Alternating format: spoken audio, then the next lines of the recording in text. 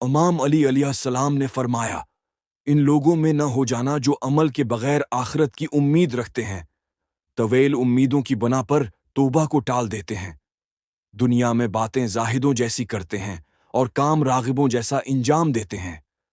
کچھ مل جاتا ہے تو سیر نہیں ہوتے، اور نہیں ملتا تو کنات نہیں کرتے۔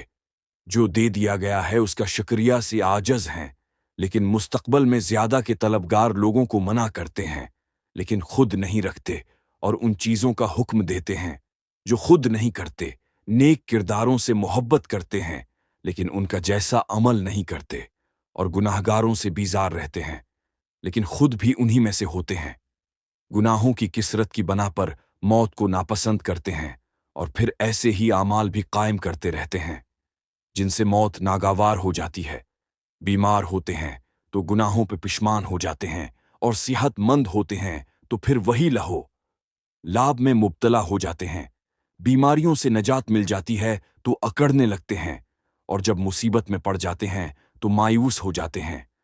کوئی مصیبت نازل ہو جاتی ہے تو مستر لوگوں کی طرح دعا کرتے ہیں، اور سہولت و آسانی فراہم ہو جاتی ہے تو فریب خوردہ ہو کر منہ پھیر لیتے ہیں۔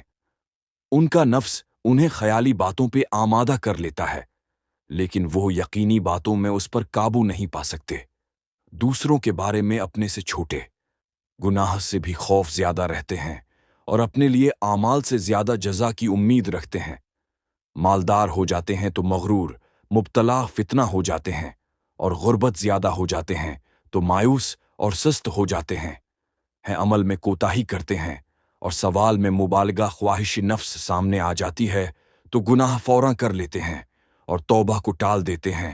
کوئی مصیبت لاحق ہو جاتی ہے تو اسلامی جماعت سے الگ ہو جاتے ہیں، عبرتناک واقعات بیان کرتے ہیں، لیکن خود عبرت حاصل نہیں کرتے ہیں۔